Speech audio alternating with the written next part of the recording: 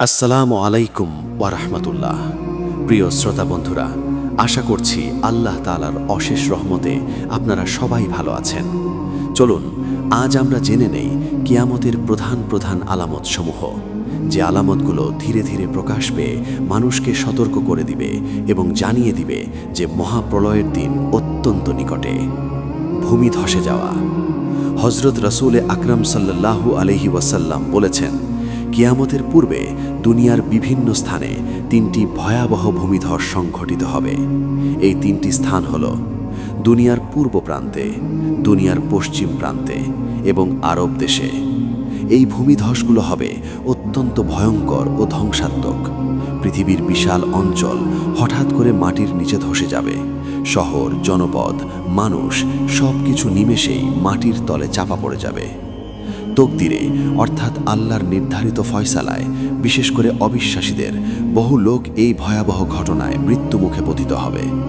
এটি হবে তাদের জন্য এক কঠিন সতর্কবার্তা এবং শাস্তি, যা তাদের দুনিয়াতেই ভোগ করতে হবে। অবিশ্বাসীদের উপর কঠিন বালা মুসিবত। হাদিস শরীফে আরও উল্লেখ আছে যে শুধু ভূমিধসই নয়, অবিশ্বাসীদের উপর আরও কঠিন বালা মুসিবত নাজিল হবে। যেমন শূন্য স্থান থেকে পাথর বর্ষণ হবে, আকাশ থেকে হঠাৎ করে পাথর নেমে আসবে, যা মানুষের উপর পতিত হয়ে তাদের ধ্বংস করে দিবে। মানুষের আকৃতি পরিবর্তিত হয়ে যাবে। কিছু মানুষের চেহারা ও দেহাকৃতি পরিবর্তিত হয়ে অন্য কোনো পশুর আকৃতিতে পরিণত হবে। এটি হবে আল্লাহ তাআলার পক্ষ থেকে এক ভয়ঙ্কর গজব এবং শাস্তির নিদর্শন। ধোঁয়া প্রকাশ। দুনিয়ার তিনটি বিশেষ অঞ্চল ধসে যাওয়ার পর আরেকটি বড় আলামত প্রকাশ পাবে। এক প্রকার বিশেষ ধোঁয়া নির্গত হবে, যা পুরো পৃথিবীকে আচ্ছন্ন করে ফেলবে। হযরত রাসূল আকরাম সাল্লাল্লাহু আলাইহি ওয়াসাল্লাম বলেছেন, এই ধোঁয়া সারা দুনিয়ায় ছড়িয়ে পড়বে এবং টানা 40 দিন পর্যন্ত পৃথিবীকে অন্ধকারে ঢেকে রাখবে। এই সময় দুনিয়ার প্রায় সকল মানুষ বিভিন্ন রোগে আক্রান্ত হবে। বাতাস ভারী হয়ে উঠবে, মানুষের শ্বাস প্রশ্বাস কষ্টকর হয়ে পড়বে। তবে এই অবস্থায় পার্থক্য দেখা যাবে। মুসলমানদের জন্য এটি হবে তুলনামূলক হালকা। তাদের সর্দি, কাশি, মাথা ব্যথা ইত্যাদি সামান্য অসুখ দেখা দিবে। কিন্তু কাফের ও মুশরিকদের জন্য এটি হবে ভয়ঙ্কর। তারা অচেতন হয়ে পড়বে, অসহ্য যন্ত্রণায় কাতরাতে থাকবে। এভাবে টানা 40 দিন অতিবাহিত হবার পর আল্লাহর হুকুমে এই ধোঁয়া সরে যাবে এবং পৃথিবী আবার পরিষ্কার ও স্বাভাবিক হয়ে যাবে। পশ্চিম দিক থেকে সূর্যোদয়। এরপর ঘটবে এক অভাবনীয় এবং বিস্ময়কর ঘটনা। হঠাৎ করে একদিন জিলহজ মাসের 10 তারিখের দিবাগত রাত্রি এত দীর্ঘ হয়ে যাবে, যা মানুষের ধারণারও বাইরে। সেই দীর্ঘ রাত্রির ভয়াবহ চিত্র হবে এমন: শিশুরা ঘুম থেকে উঠে অস্থির হয়ে ছটফট করতে থাকবে। গরু, মহিষ সহ অন্যান্য গৃহপালিত পশু মাঠে যাওয়ার জন্য অস্থির হয়ে চিৎকার শুরু করবে। মানুষ ভীত ও চিন্তিত হয়ে পড়বে এবং চারিদিকে চিৎকার, আর্তনাদ ও কোলাহল শুরু হয়ে যাবে। এই সময় ঈমানদারগণ গভীরভাবে আল্লাহকে স্মরণ করবে। তারা ইস্তেগফার পাঠ করতে থাকবে, আল্লাহর কাছে ক্ষমা প্রার্থনা করবে, কান্নাকাটি করে তওবা করতে থাকবে। এভাবে দীর্ঘ সময়, প্রায় 3 থেকে 4 দিন ও রাতের সমান সময় অতিবাহিত হবার পর অবশেষে ঘটবে সেই মহা বিস্ময়। সূর্য পশ্চিম দিক থেকে উদিত হবে। এই দৃশ্য দেখে সকল মানুষ কিয়ামতের সত্যতা উপলব্ধি করবে। অনেকেই তওবা করতে শুরু করবে। ভয়ে মানুষ দিশেহারা হয়ে পড়বে। কিন্তু হাদিস শরীফে স্পষ্টভাবে বলা হয়েছে, পশ্চিম দিক থেকে সূর্যোদয় হবার পর আর কারো তওবা কবুল হবে না। অর্থাৎ তখন আর ফিরে আসার সুযোগ থাকবে না। তওবার দরজা চিরতরে বন্ধ হয়ে যাবে। এরপর আল্লাহর ইচ্ছায় আবার পৃথিবীর নিয়ম স্বাভাবিক হয়ে যাবে। সূর্য পূর্ব দিক থেকেই উদিত হতে থাকবে। দিন রাতের নিয়ম আবার আগের মতো চলতে থাকবে। দাব্বাতুল আর্দ। দাব্বাতুল আর্দের আবির্ভাব সম্পর্কে আল্লাহ তাআলা কুরআনুল কারীমের সূরাতুন নামলে উল্লেখ করেছেন, যখন কিয়ামতের ওয়াদা পূর্ণ করার সময় নিকটবর্তী হবে, তখন তিনি দাব্বাতুল আর্দ প্রকাশ করবেন। এই প্রাণী মানুষের সাথে কথাবার্তা বলবে, অথচ তখনও অনেক মানুষ আল্লাহ তাআলার আয়াতসমূহে বিশ্বাস স্থাপন করবে না। দাব্বাতুল আর্দ এক প্রকার অদ্ভুত জীব, যার শারীরিক গঠনের মধ্যে 7 প্রকার প্রাণীর বৈশিষ্ট্যের সমন্বয় থাকবে, যথা মুখমণ্ডল মানুষের মতো, পা উটের মতো, ঘাড় ঘোড়ার মতো, লেজ গরুর মতো, পাঁজর হরিণের মতো, শিং হরিণীর মতো এবং হাত বানরের মতো। পশ্চিম দিক থেকে সূর্যোদয়ের পর এই বিষয়টি নিয়ে মানুষের মধ্যে নানা ধরনের জল্পনা কল্পনা শুরু হবে। এই অবস্থার মধ্যেই হঠাৎ এক ভয়াবহ ভূমিকম্প সংঘটিত হবে। এই ভূমিকম্পের ফলে মক্কার সাফা পাহাড় ফেটে যাবে এবং তার ভেতর থেকে এক অদ্ভুত প্রাণী বের হয়ে আসবে। এই প্রাণী মানুষের সাথে অবিকল মানুষের মতোই কথা বলবে। তার এক হাতে থাকবে হযরত মুসা আলাইহিসসালামের লাঠি এবং অপর হাতে থাকবে হযরত সুলাইমান আলাইহিসসালামের আংটি। প্রাণীটি এত দ্রুতগামী হবে যে কেউ অত্যন্ত দ্রুত দৌড়েও তাকে ধরতে পারবে না, আবার তার সামনে থেকেও কেউ পালাতে সক্ষম হবে না। সে প্রত্যেক মানুষের কপালে তার লাঠি দ্বারা একটি করে দাগ দেবে। ঈমানদার লোকদের কপালে দাগ দেওয়ার সঙ্গে সঙ্গে তাদের চেহারা চন্দ্রের মতো উজ্জ্বল ও আলোকময় হয়ে যাবে, আর কাফের ও মুশরিকদের কপালে দাগ দেওয়ার সঙ্গে সঙ্গে তাদের চেহারা ভয়ানক কালো ও কুৎসিত হয়ে যাবে। অতি অল্প সময়ের মধ্যেই পৃথিবীর প্রত্যেক মানুষের কপালে একটি করে দাগ দিয়ে দেওয়া হবে। ফলে সমগ্র মানবজাতি দুই ভাগে বিভক্ত হয়ে যাবে, ঈমানদার, বেঈমান। এরপরই দাব্বাতুল আরদ অদৃশ্য হয়ে যাবে। দক্ষিণের বায়ুপ্রবাহ।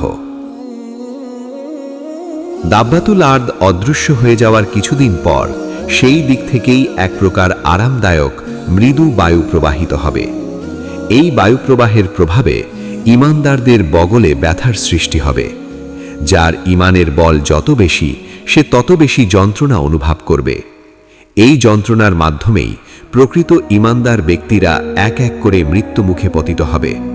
এ সম্পর্কে হযরত রাসূলুল্লাহ সাল্লাল্লাহু আলাইহি ওয়াসাল্লাম বলেছেন, আল্লাহ তাআলা দক্ষিণ দিক থেকে এক প্রকার বায়ু প্রবাহ করবেন এবং তার সংস্পর্শে ঈমানদারগণ মৃত্যুবরণ করবে। হাদিসে বর্ণিত আছে, এই সময় এক বিস্ময়কর ঘটনা ঘটবে। জীবজন্তু, পাথরের টুকরো, চাবুক, জুতার ফিতে, এমনকি বহু জড় বস্তু মানুষের মতো বাকশক্তি লাভ করবে এবং মানুষের গৃহের সমস্ত সংবাদ ও গোপন তথ্য প্রকাশ করে দেবে। দক্ষিণের এই বায়ু প্রবাহিত হওয়ার পর পৃথিবী সম্পূর্ণ ঈমানদার শূন্য হয়ে যাবে। অতঃপর সারা পৃথিবীতে হাবশীদের রাজত্ব প্রতিষ্ঠিত হবে। তারা খানায়ে কাবা ধ্বংস করে ফেলবে এবং হজ সম্পূর্ণরূপে বন্ধ হয়ে যাবে। মানুষের অন্তঃকরণ, জিহবা এবং কাগজ থেকে কুরআন শরীফ উঠিয়ে নেওয়া হবে। কেউ আর আল্লাহকে স্মরণ করবে না। আখিরাতের চিন্তা কারও মনে থাকবে না। যাদের হাতে শাসন ক্ষমতা থাকবে তারা জনসাধারণের ওপর ভয়াবহ অত্যাচার চালাবে। মানুষ সর্বদা বিবাদে লিপ্ত থাকবে। পথে ঘাটে, উন্মুক্ত মাঠে, সর্বত্র জিনা ও ব্যভিচার প্রকাশ্যে সংঘটিত হবে। লজ্জা শরম বলে কোনো কিছু অবশিষ্ট থাকবে না। আইন কানুনের কোনো অস্তিত্ব থাকবে না। সঙ্গমের মাত্রা বৃদ্ধি পাবে, কিন্তু সন্তান জন্মহার কমে যাবে।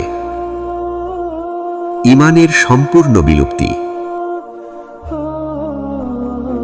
হযরত রাসূলে আকরাম সাল্লাল্লাহু আলাইহি ওয়াসাল্লাম বলেছেন, কিয়ামত ততক্ষণ পর্যন্ত সংঘটিত হবে না যতক্ষণ পর্যন্ত পৃথিবীতে আল্লাহ তাআলার নাম নেওয়ার মতো একজন লোকও অবশিষ্ট থাকবে না। শয়তান তখন আফসোস করে বলবে, মানুষ কেন তাদের পূর্বপুরুষদের ধর্ম অর্থাৎ মূর্তি পূজা ত্যাগ করেছিল। অর্থাৎ তখন এমন অবস্থা হবে যে আল্লাহর ইবাদত তো দূরের কথা, দেবদেবীর পূজার কথাও কারো মনে উদয় হবে না। শ্যাম দেশে কিছুটা শান্তি বজায় থাকবে। দুনিয়ার অন্যান্য অঞ্চলের তুলনায় তখন শ্যাম দেশে কিছুটা শান্তি বজায় থাকবে। এই কারণে শান্তিপ্রিয় লোকেরা সেখানে গিয়ে আশ্রয় গ্রহণ করবে। দক্ষিণ দিক হতে অগ্নি প্রবাহ। দক্ষিণ দিক হতে বায়ু প্রবাহের মাধ্যমে সকল ঈমানদার মৃত্যুবরণের কিছুদিন পর সেই দিক থেকেই এক ভয়ঙ্কর অগ্নিকুণ্ড প্রকাশ পাবে। এই অগ্নিকুণ্ড মানুষের পশ্চাতে ধাবিত হবে। সকাল থেকে দুপুর পর্যন্ত মানুষকে তাড়া করবে। মানুষ দৌড়াতে দৌড়াতে ক্লান্ত হয়ে পড়লে অগ্নি কিছুক্ষণ থেমে যাবে। বিশ্রামের পর আবার মানুষকে তাড়া করা শুরু করবে। সন্ধ্যায় তা আবার থেমে যাবে। এভাবেই মানুষকে তাড়াতে তাড়াতে সব মানুষকে একত্রিত করে সিরিয়ার ভূমিতে নিয়ে আসবে। যখন সকল মানুষ সেখানে একত্রিত হবে তখন সেই অগ্নিকুণ্ড অদৃশ্য হয়ে যাবে। এরপর কিছু মানুষ নিজ নিজ স্থানে ফিরে যাবে, কিছু মানুষ সিরিয়াতেই অবস্থান করবে। এটিই হবে কিয়ামতের আলামতসমূহের সর্বশেষ আলামত। সিঙায় ফুঁক ও মহাপ্রলয়। এরপর একদিন 10ই মহররম শুক্রবার হযরত ইসরাফিল আলাইহিসসালাম তার সিঙায় ফুঁক দেবেন, আর তখনই শুরু হবে মহাপ্রলয়। সমস্ত পৃথিবী ধ্বংস হয়ে যাবে। আল্লাহ তাআলা কুরআন মাজিদে ঘোষণা করেছেন, যখন সিঙায় ফুঁক দেওয়া হবে তখন আসমান ও জমিনে যা কিছু আছে সব ধ্বংস হয়ে যাবে, শুধু আল্লাহ যাকে ইচ্ছা করবেন সে ছাড়া। হাদিসে বর্ণিত আছে, ইসরাফিল আলাইহিসসালাম সিঙায় মুখ লাগিয়ে আল্লাহর আদেশের অপেক্ষায় আছেন। যেই মুহূর্তে আল্লাহর আদেশ আসবে সেই মুহূর্তেই তিনি সিঙায় ফুঁক দেবেন। রাসূলুল্লাহ সাল্লাল্লাহু আলাইহি ওয়াসাল্লাম বলেছেন, সেই সময় এত আকস্মিক হবে যে কেউ মুখে দেওয়া খাদ্য গিলতে পারবে না। এরপর একদিন 10ই মহররম শুক্রবার হযরত ইসরাফিল আলাইহিসসালাম তার সিঙায় ফুঁক দেবেন, আর তখনই শুরু হবে মহাপ্রলয়। সমস্ত পৃথিবী ধ্বংস হয়ে যাবে। আল্লাহ তাআলা কুরআন মাজিদে ঘোষণা করেছেন, যখন সিঙায় ফুঁক দেওয়া হবে তখন আসমান ও জমিনে যা কিছু আছে সব ধ্বংস হয়ে যাবে, শুধু আল্লাহ যাকে ইচ্ছা করবেন সে ছাড়া। হাদিসে বর্ণিত আছে, ইসরাফিল আলাইহিসসালাম সিঙায় মুখ লাগিয়ে আল্লাহর আদেশের অপেক্ষায় আছেন। যেই মুহূর্তে আল্লাহর আদেশ আসবে সেই মুহূর্তেই তিনি সিঙায় ফুঁক দেবেন। রাসূলুল্লাহ সাল্লাল্লাহু আলাইহি ওয়াসাল্লাম বলেছেন, সেই সময় এত আকস্মিক হবে যে কেউ মুখে দেওয়া খাদ্য গিলতে পারবে না, কেউ কাপড় পরা শেষ করতে পারবে না। মুহূর্তেই সবাই অজ্ঞান হয়ে যাবে।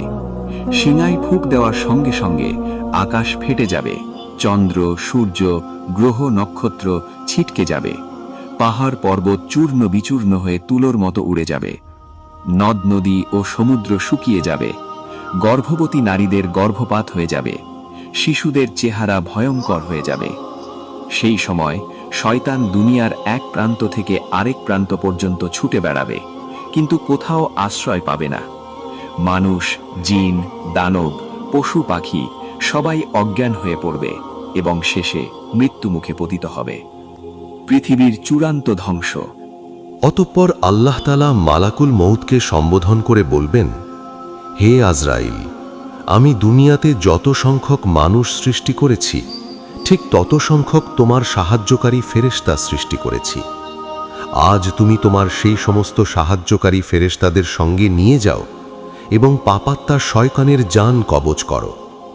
দুনিয়া সৃষ্টির সূচনা থেকে কেয়ামত পর্যন্ত যত জীবের জান কবজ করতে তুমি যে পরিমাণ কষ্ট ভোগ করেছ তার প্রতিদান স্বরূপ আজ শয়তানের জান বের করার সময় তাকে 4 গুণ অধিক কঠিন শাস্তি প্রদান করো। আল্লাহ তাআলার এই ভয়ঙ্কর নির্দেশ পাওয়ার পর মালাকুল মউত এমন এক ভয়াল অগ্নিমূর্তি ধারণ করবেন যার ভয়াবহতা এতটাই তীব্র হবে যে যদি কোনো জিন, মানুষ কিংবা দানব সেই রূপ প্রত্যক্ষ করত তবে তারা সঙ্গে সঙ্গে মৃত্যুমুখে পতিত হতো। এরপর মালাকুল মউত জাহান্নাম থেকে 70,000 অগ্নিময় শিকল নিয়ে লক্ষ লক্ষ ফেরেশতাকে সঙ্গে করে পাপাত্মা শয়তানের জান কবজ করার উদ্দেশ্যে রওনা হবেন।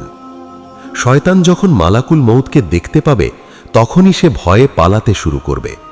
তখন মালাকুল মউত তাকে লক্ষ্য করে বলবে, হে পাপিষ্ঠ, তুই দুনিয়ার অসংখ্য মানুষকে সৎপথ থেকে বিচ্যুত করেছিস। আজ তোর সেই কুকর্মের ফল ভোগ করার দিন এসে গেছে। এই কথা শোনার পর শয়তান দুনিয়ার এক প্রান্ত থেকে আর এক প্রান্ত পর্যন্ত ছুটে বেড়াতে থাকবে, আর মালাকুল মউত তার বিশাল বাহিনী নিয়ে তাকে ধাওয়া করতে থাকবেন। এক পর্যায়ে শয়তান ক্লান্ত ও পরিশ্রান্ত হয়ে হযরত আদম আলাইহিসসালামের কাছে এসে দাঁড়াবে এবং বলতে শুরু করবে, হে আদম, তোমার কারণেই আজ আমি মহাপাপী, তোমার কারণেই আজ আমার এই ভয়াবহ দুর্দশা। ঠিক সেই মুহূর্তেই মালাকুল মউত তার দলবল সহ সেখানে উপস্থিত হবেন। তিনি শয়তানকে শক্তভাবে শৃঙ্খলাবদ্ধ করবেন এবং জাহান্নাম থেকে আনা অগ্নিময় পেয়ালা তাকে পান করাবেন। সেই অগ্নিময় পানীয় পান করার সাথে সাথেই শয়তান এমন এক বিকট ও ভয়ঙ্কর চিৎকার করবে যা এতটাই প্রচণ্ড হবে যে যদি সেই সময় দুনিয়ায় কোনো জিন বা মানুষ জীবিত থাকত তবে সেই আওয়াজেই তারা সবাই মৃত্যুবরণ করত। এরপর অত্যন্ত কঠোর ও নির্মম শাস্তির মাধ্যমে মালাকুল মউত শয়তানের জান কবজ করবেন। এই ঘটনার পর আল্লাহ রাব্বুল আলামিন মালাকুল মউতকে ডেকে জিজ্ঞাসা করবেন, হে মালাকুল মউত, এখন আমার সৃষ্টির মধ্যে আর কে অবশিষ্ট আছে? মালাকুল মউত উত্তরে বলবেন, হে পরওয়ারদিগারে আলম, আপনি চিরঞ্জীব, আপনি আছেন এবং থাকবেন। আপনার সৃষ্টির মধ্যে এখন কেবল আপনার এক গুনাহগার বান্দা আমি জীবিত আছি। তখন আল্লাহ তাআলা বলবেন, হে আজরাইল, কুল্লু নফসিন যায়কাতুল মউত, অর্থাৎ প্রত্যেক প্রাণীকেই মৃত্যুর স্বাদ গ্রহণ করতে হবে। তুমি আমার এই আদেশ শ্রবণ করেছ, অতএব এখন তুমি নিজ হাতে নিজের জান কবজ করো। এই নির্দেশ পাওয়ার পর মালাকুল মউত নিজ হাতে নিজের জান কবজ করবেন এবং মৃত্যুমুখে পতিত হবেন। এরপর দীর্ঘ 40,000 বছর পর্যন্ত একমাত্র আল্লাহ ব্যতীত আর কেউ অবশিষ্ট থাকবে না। তখন আল্লাহ তাআলা আসমান ও জমিনকে সম্বোধন করে বলবেন, লিমানিল মুলকুল ইয়াউম, অর্থাৎ আজ রাজত্ব কার, আজ বাদশাহী কার? আজ তারা কোথায় যারা দুনিয়ার সামান্য কিছু পেয়ে নিজেদের সবকিছু মনে করত, যারা আমার দুনিয়ায় বাস করে আমারই দেওয়া নিয়ামত ভোগ করত, আমারই অবাধ্যতা করত? আজ তারা কোথায়? যখন কেউ উত্তর দেবে না, তখন আল্লাহ তাআলা নিজেই ঘোষণা করবেন, লিল্লাহিল ওয়াহিদিল কাহ্হার, অর্থাৎ সমগ্র বিশ্বজগতের একচ্ছত্র অধিপতি একমাত্র আমি সর্বশক্তিমান, পরাক্রমশালী। তো প্রিয় শ্রোতা বন্ধুরা, এই ছিল কেয়ামতের ভয়াবহ কিছু গুরুত্বপূর্ণ আলামত ও ঘটনা প্রবাহের বর্ণনা। ইনশাআল্লাহ সামনে আরও গুরুত্বপূর্ণ ও শিক্ষণীয় বিষয় নিয়ে আপনাদের মাঝে আবারও উপস্থিত হব। আমি শরীফুল আনসারী। আপনারা সবাই ভালো থাকুন, সুস্থ থাকুন। মা আসসালাম।